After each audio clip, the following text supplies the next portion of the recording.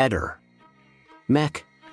Pallister. La principale testimone oculare dell'omicidio avvenuto in una panetteria di Piazzale Gambara a Milano è una donna di 48 anni di origine moldava, amica delle vittime Ivan Dizar e Pavel Korsko. Nella notte, la testimone ha raccontato agli specialisti della sezione omicidi della squadra mobile di aver visto una persona allontanarsi velocemente dal luogo del delitto. Matteo Mascia, il 71enne proprietario della panetteria, ha ammesso di essere stato presente al momento della sparatoria, durante la quale 6 colpi di calibro 38 sono stati esplosi, uccidendo sul colpo il 49enne Ivan Dizar, di origine ucraina, e ferendo gravemente Pavel Korsko, suo amico 26enne, che è stato ricoverato al reparto di rianimazione del San Carlo ma fuori pericolo di vita, nonostante non sia ufficialmente indagato. Raffaele Mascia, figlio di Matteo Mascia, è al centro delle ricerche. Il 21enne, che ha un passato di episodi di spaccio nei dintorni di Porta Genova,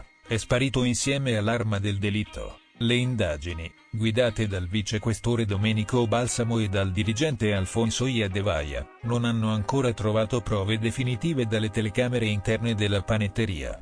Ma filmati esterni mostrerebbero il giovane allontanarsi rapidamente dopo la sparatoria. Secondo il racconto della testimone, già alle 18:20 gli animi erano surriscaldati tra Ivan Dizar, Pavel Korsko e Raffaele Mascia. Dizar e Korsko, autotrasportatori con precedenti minimi, erano clienti abituali della panetteria e conoscevano Matteo Mascia da tempo. Durante la serata, la presenza del giovane Raffaele aveva suscitato battute da parte di Ivan, che da colloquiali sono diventate ostili, culminando in una minaccia esplicita. Matteo Mascia ha raccontato di essersi allontanato nel retrobottega, sperando che la situazione si calmassero, ma è poi tornato con una pistola calibro 38, puntandola contro Ivan Dizar e sparando 4 colpi, anche quando la vittima era già a terra. Pavel Korsko ha cercato di intervenire, subendo 2 colpi, uno dei quali al torace. Le versioni raccolte devono ancora essere riscontrate, compresa quella del principale accusato,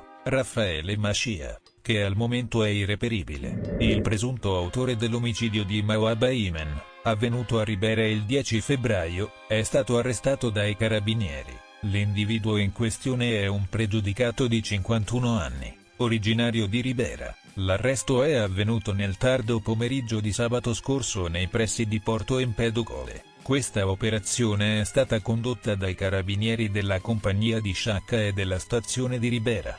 In seguito all'emissione di un'ordinanza di custodia cautelare in carcere da parte del GIP del Tribunale di Sciacca, su richiesta della procura, l'uomo è accusato di aver sparato dalla sua autovettura contro Mawab Ayman, un giovane di origine tunisina. Dopo l'incidente, i carabinieri di Sciacca hanno immediatamente avviato le indagini con il coordinamento della procura. Durante le investigazioni, sono stati raccolti gravi indizi a carico del sospettato.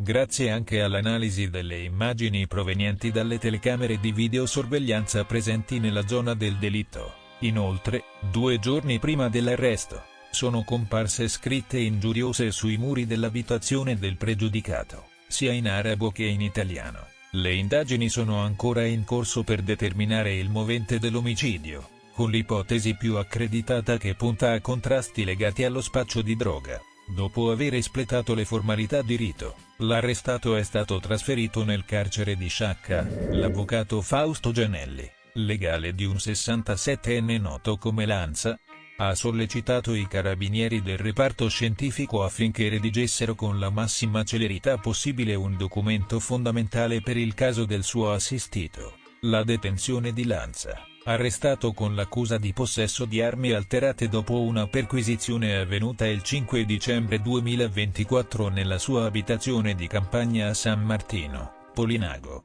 Dipendeva infatti dalla stesura di questo rapporto. Senza il deposito della relazione, il legale non poteva richiedere gli arresti domiciliari, dato che Lanza non aveva altra residenza disponibile, e l'ex moglie, residente a Cavriago nel Reggiano con il figlio, non era disposta ad ospitarlo. Grazie alla pressante richiesta dell'avvocato, i carabinieri hanno accelerato il processo, e in meno di 2 mesi dal sopralluogo effettuato il 16 dicembre presso l'abitazione di Lanza.